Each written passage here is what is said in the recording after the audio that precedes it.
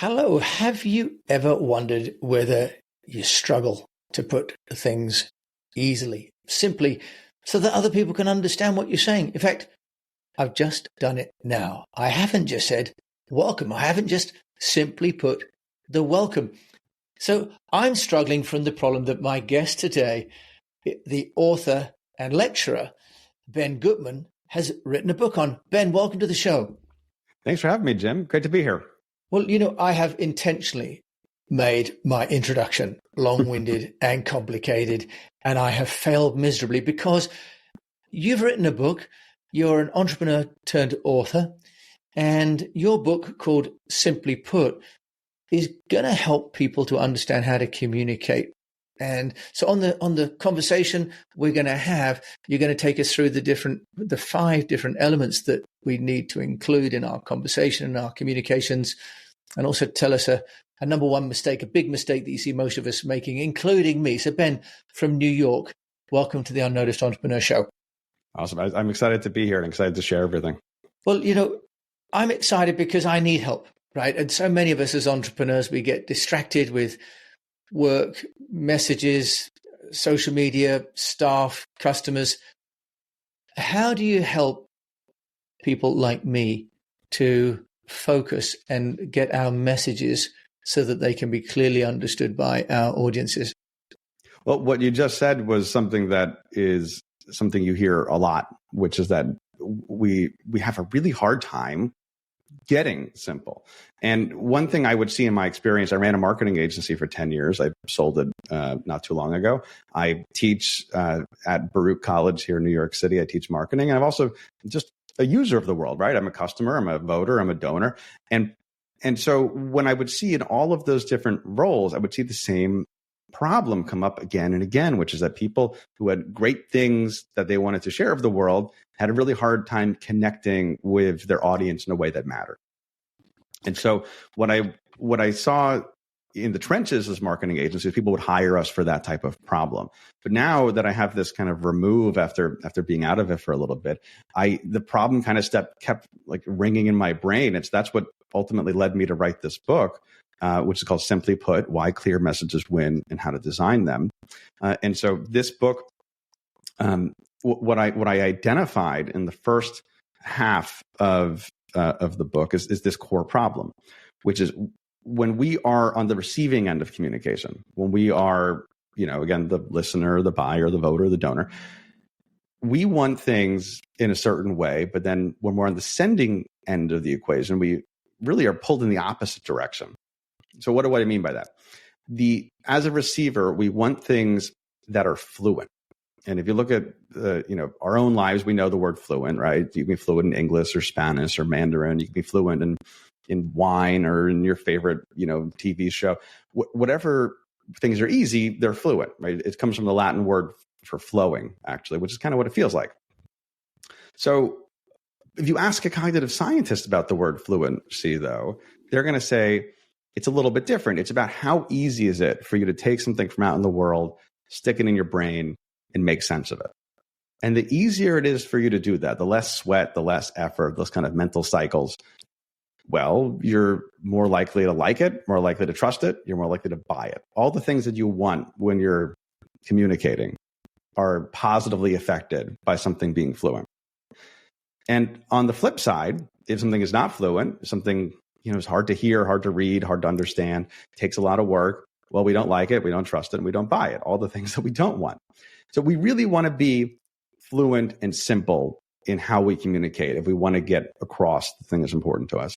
But the problem is when we are in the sending position, when we're there making an advertisement or just sending an email or a proposal, we're really pulled in the opposite direction because inside of our heads, there's some forces that are telling us kind of we have this additive bias. We want to add instead of subtract. And then outside of our heads and the environments we're in, all the incentives point to more, right? We want to have more lines in our resume and more, stuff in the newspaper, and there's not really evidence of absence, right? So that creates this chasm, and that is really the problem in most of our marketing and most of our communication. So we want things to be simple. We have a really hard time doing that when we're in the sending role. Isn't the challenge, Ben, that we don't know what to leave out, right? we struggle sometimes with putting in one thing because I've got so many more things to tell the customer about, which might be important. Ben, how do you then help, or how can we decide what's important and therefore reduce, and then know what to leave out, or maybe to deliver it later? How do you help us with that then, Ben? Oh, yeah. I mean, so what you're talking about is something that's often, it's one of the biggest problems, which is people are unfocused a lot of times in their message. We have to understand that when we are communicating, we think what we're talking about is very important and is a big deal to us. But for our user, for our receiver, it's not that important, right? We woke up today with a lot of things we care about, and your ad for a new brand of shampoo was probably not one of them, right? So we need to kind of be humbled a little bit in how important it is that everything that we think is going into our communication. We also have to understand that everything we put in is a zero-sum attention game, right? We only have 100% of the pie to give in terms of how much we care, and that's a pretty small pie when we look at how distracted most of us are in the modern kind of media ecosystem. And every item we try to put in there, every time we add an additional point to it, what we're doing is we're distracting, we're taking away emphasis from the thing that is really important. And so, this kind of leads me a little bit to the 5 solutions that we have for this problem. And I kind of hinted at one of them there a second ago. But when I looked around at the science, when I looked at the, kind of the case studies and the history, I was able to identify 5 design principles that help us bridge that gap. And this isn't like a step-by-step plan. It's not like a rubric, but the better we can activate on each one of these things, the more effectively we're going to start to kind of inch towards the receiver. Okay, Ben Gutman. So as the author of Simply Put Why Clear Messages Win, I have to ask you if you can help us to understand those 5 in the time that we've got, because obviously you've got a book, and at the end, in fact, you've got a link to download a chapter. So we'll be putting that obviously in the show notes, and Ben will also tell us about the link to get the free chapter of the book. But tell us, Ben, so if we've got 5 different aspects of what we're thinking or saying or about to implement in terms of communication, can you take us through? I guess that's one for each digit on the hand, isn't it? Oh, yeah. And, it's funny. I joke about on the first page of the book, I say, it's a 208-page book about how to say things simply. It seems like I didn't take my own advice, right? And so there's a surprisingly deep, well of science and kind of know-how behind each one of these things. And so yeah, there's certainly, there's a whole chapter, a whole bunch of tools for each one of these things. But quickly, I'll kind of outline what are these principles here. So the first one is beneficial. What does it matter to the receiver? Kind of features versus benefits, right? The thing you learn like 101 in sales is often the thing that's really forgotten the most. But, people don't want the thing, they want what the thing does for them. The second one is focused. Are you trying to say one thing or multiple things at once? We talked about kind of the zero-sum attention game a second ago. The third one is salient. Does your message stand out from the noise? Does it rise to your attention? Does it have contrast? Does it zig one other zag? We only notice what we notice, right? We everything else kind of flies by, and that's obviously not what we want. The fourth one is empathetic. Are you speaking in a language that the audience understands? Are you meeting them where they are, both in terms of the little words, but also their motivations, their emotions? That's what we're looking for with empathy. And then finally, it's minimal. Have you cut out everything that isn't important and left only what is? And when we talk about minimal, by the way, we're not talking about the fewest number of words or the fewest number of sentences or paragraphs or pages or slides. We are talking about the least amount of friction. And that's a really important distinction there. Sometimes that means more words or more pages, but we want to optimize for the ease, not necessarily just the length when we talk about minimal. Okay, just interesting topic there about friction, because I know Apple's been, considered perhaps the past master of producing the frictionless technology, right? You buy one phone, it transfers all the data to the new phone by scanning the hologram, for example, right? So it's frictionless. from a communications point of view, Ben, just help us to understand what do you mean by frictionless? Yeah. And so you mentioned a really good example there, which is what's the user experience? If you ask a user experience designer how to make something easy, they're going to talk about friction. That's what my background is in design. Excuse me. And that's what we work in. We put friction between us and things we don't want people to do. We remove friction between the things we want people to do. And you can see this clear as day when you go into kind of an e-commerce situation a lot of times where the money's there. Amazon has the one-click checkout. Have you ever had to log back into your Amazon account, right? Like it always works. Like you've never had to do and it's very easy to click that button. Your stuff is already saved there and bam, bam, you're able to check out and be parted with, your $20 to go buy that book. And so we remove the friction from that. But if on the other side of the coin, if you go out and you say, I want to go cancel my gym membership, well, there's a lot of friction that those companies put in the process, right? Because they don't want you to get there. They want you to be stopped along the way. So you have to prove that you're moving. You have to go into the facility. You have to send them a letter. All these different things that are much harder than the process of giving them the money is what's required to stop paying them the money. And so when you translate that to messaging, well, you say, well, every time we add more kind of words or sentences that start to become these like bumps in the road, they're a reason for us to pull off. It's a reason for us to say, well, I don't really understand what that word is. I'm getting bored here. I can't read that whole sentence. There's so many bullets on this. Every one of those things can be a reason for us to say, hey, you know what? I have thousands of other things that want my attention right now. If it's in my inbox, if it's the bird chirping out the window, I have so many things that matter that are going to be more enjoyable for me to place my limited attention, and I'm going to do that instead of kind of reading the thing that's a big slog here that's in your business proposal. So if you want somebody to get where you want to go, you have to remove the obstacles that are on the way to that journey. And so keeping everything simple then reduces the friction because the recipient has less things to consider, maybe less options to review, less places to do research. Then can you give us maybe an example of a person or a brand that does manage to simply put their message out? There are a myriad of people and companies that don't do it well, including myself. But what about some examples of good practice? Yeah, I mean, so you mentioned Apple, and Apple's a little bit of a cop-out, right? Because they're just so good at what they do. But if you look back about 20 years ago, before they had this kind of reputation for being this juggernaut that can do no wrong in the consumer marketplace, they were struggling, and they introduced a new product that was an MP3 player called the iPod. And they were not the first company to introduce an MP3 player. But they were the first company to kind of get a lot of the pieces right together in a singular ecosystem.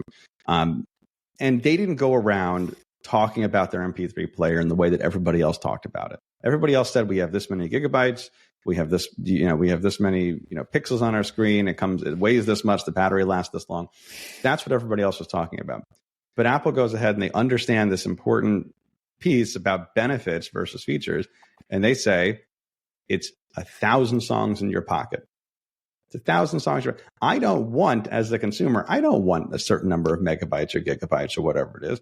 I want 1,000 songs. That is tied. That's the benefit. The feature is the hard drive space. The benefit is that I get to listen to all of my music wherever I am. And so that based off of that one initial positioning for that product, the whole category changed, the whole company changed, and the whole economy changed because of how successful they are. We'll be back after a quick break. Would you like to double your salary without starting another business? The easy way to do this is to join the board of another company. You get well paid for a part-time role. You get all the credibility that comes with being a board member. Plus, you get to hang out with some very cool people and learn how other businesses are dealing with their problems. If you'd like to know more, if you'd like to learn how you get your first board seat within 60 days, just click on the link below, as Unnoticed is a gold sponsor of our summit, so you get free tickets. Enjoy. I'll see you there. So wonderful. So in your context of simply put, is it perhaps fair to say it's simply put in terms of the benefit that the recipient will receive from buying your goods or services, Ben?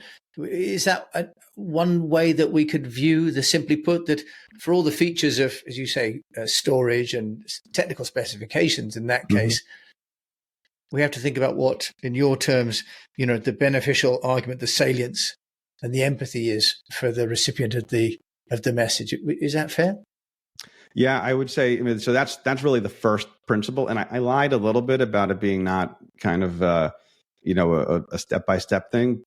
Beneficial's in the first spot for a reason. It's because it is probably the most important one, and it's probably the one that most people are going to forget about, or not so much to forget about, the one they're going to get wrong the most.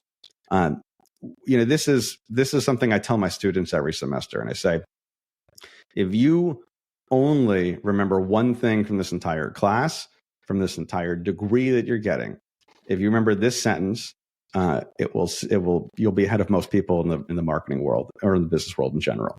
And it's not mine. It's from Theodore Levitt, who's a 20th century marketing professor at Harvard. He said, people don't want a quarter-inch drill. They want a quarter-inch hole. Okay? People don't want a quarter-inch drill. They want a quarter-inch hole. They don't want the thing. They want what the thing does for them. Right?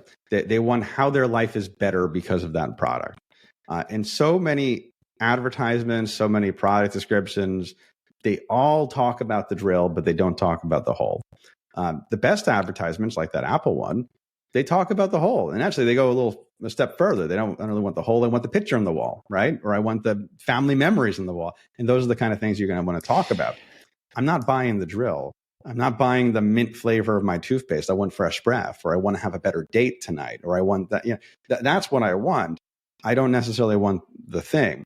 But so much marketing, so many kind of product descriptions or websites or proposals, they talk about the thing instead of what it means, because the thing is always visible. The thing is always there. You can experience it with your five senses, right? I can experience the mint flavor of my taste. I can see the drill and its color and its battery, and feel the weight of its battery. All these things are very tangible, but the benefits are often removed and intangible. And unless you're in a position where you're talking to customers and you're thinking about it in terms of what things mean and how to get to a deeper level, it's very easy to kind of forget about the benefits and just focus on the features. And then you're just really selling yourself short. Ben, I love that idea that, people just want the whole, or they just, as you say, they don't want the fresh breath. They want other people not to think they've got halitosis, right? Yeah. So social acceptance. Can we just touch on AI? I know it's sort of topical, and I know you're not writing about AI in your book, but how can people use AI to complement the lessons in your book, especially if they're working, internally? It can be quite difficult to have an objective opinion, can't it, of your own messaging.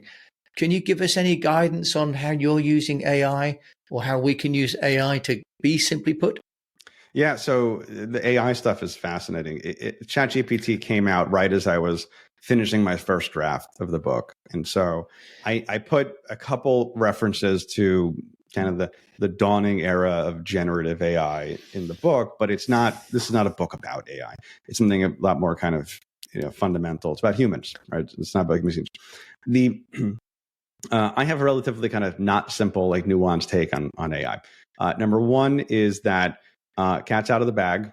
It exists. We're not going back. There's no way for us to live in a world where this type of tool doesn't exist anymore.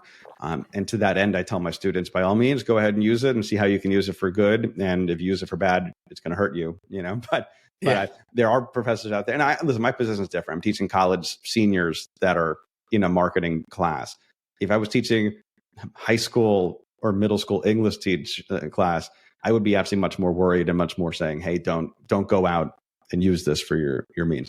For my means, it's about how do we use this for business and how do we make the world better through it. So that's one piece of it. Second piece is I think that AI, as it is now, is really good at kind of two parts of the communications puzzle. It's not good at doing everything for you, because actually you get stuff that's really not quote unquote like simple. You get things that are a lot of fluff. If you just ask it to say, give me 500 words about, topic X, it's going to be like the 8th grader that wrote the book report that has to like pad it out saying, in my report, I'm going to talk about, and it's that type of copy that you're going to get out of it, which really isn't great. It is really good if you're saying, hey, give me 100 possible like names for, my blog, right? And it will give you a bunch of things that might kind of kickstart something else in your brain. Say, hey, that's actually a pretty good name for my blog or for my newsletter or whatever it's going to be. So that's useful. On the other end of the experience, going in and saying, I'm going to, this is my text. I want it to be, 20% shorter. That's where it really kind of excels right now, is to say, I gave it the original material and I want it to help me optimize. I want to use it as a partner, not as the replacement. That's currently a really effective tool. And to that end, I had a friend who I was on his podcast recently, and he took the lessons from my book. He built a little custom GPT with it, and he used that to test his newsletter, to say, okay, well, I'm going to write this newsletter and by myself, and then I'm going to use the AI to use, simply puts lessons on the B version of the newsletter.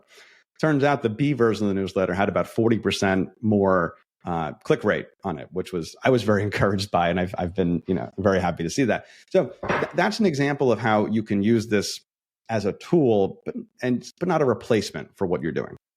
I think that's really, really good advice, and thanks for sharing. Maybe you'll even let us see this extra custom ChatGPT for newsletter. Sounds very, very useful. Mm-hmm.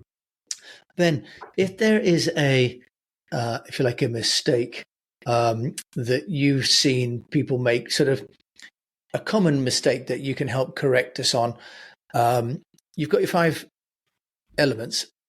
I understand that, but is there something that you see kind of people doing, entrepreneurs doing, when it comes to communication, that you can help us to kind of stop today?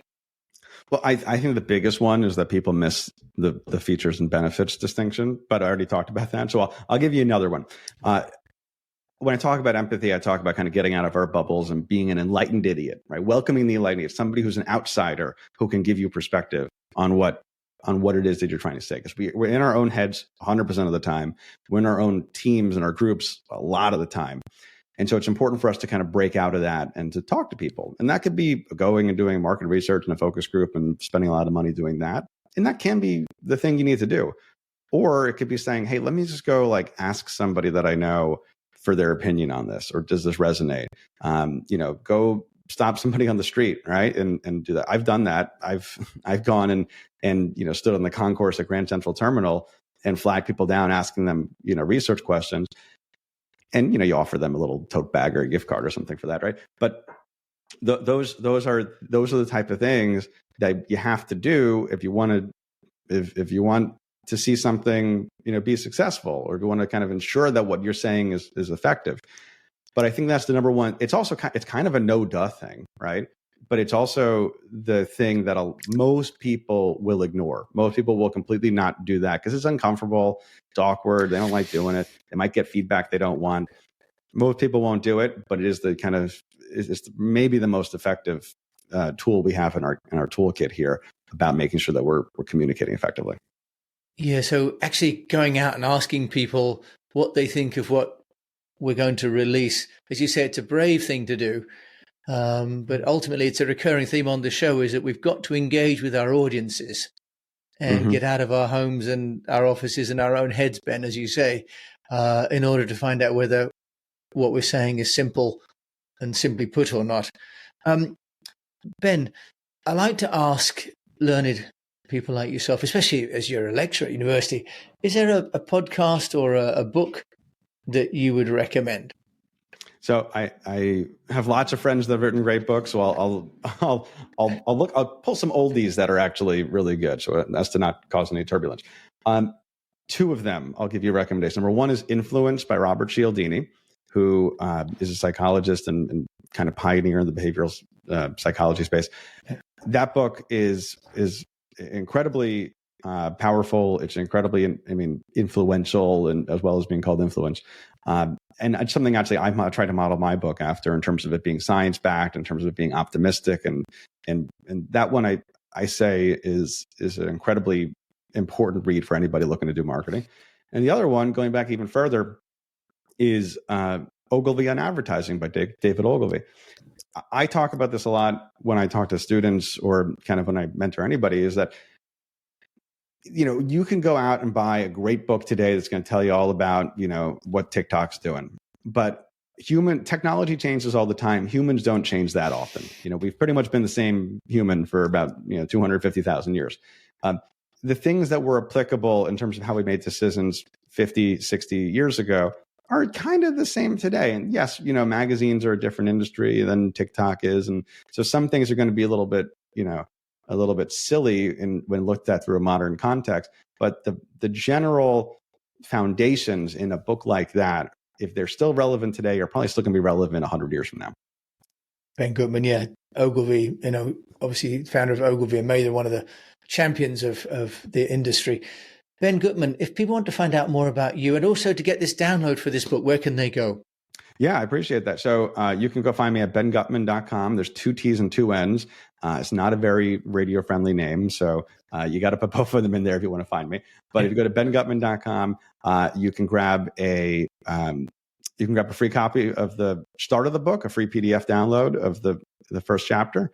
And I encourage you to go do that. If you want to buy the book, it's Amazon, Barnes & Noble, all the different retailers there. And then I send a newsletter every Tuesday. I welcome you to sign up for that. That's a free thing also. Then finally, if you want to get in touch, send me an email. My contact info is on the website, or reach out on LinkedIn. Simply put, Ben Goodman, thank you for joining me on the show today. Thanks for having me, Jim. This was a lot of fun. Well, it's brilliant. And in this day and age where things do get complicated, it's great to have Ben remind us that we have to put things simply, and that's not always easy to do when we've got so many things in our minds. And often the more insecure we are, ironically enough, about what we're doing, the more content we produce. So it takes a little bit of self-confidence to step back and think about what you're really doing and how you're really helping that client. Are you helping them to get a 1/4-inch hole, for example, in their wall? So really good advice. And if you don't know, then go and talk to people and ask them what they think about what you're saying. Actually, Ben's point about advice from people like David Ogilvy is some things are changing, but some things stay the same. And that's human nature. Thank you for joining me, Jim James, your host on The Unnoticed Entrepreneur. If you've enjoyed it, please do rate the show and share it with a fellow unnoticed entrepreneur. And until we meet again, I just encourage you to keep on communicating.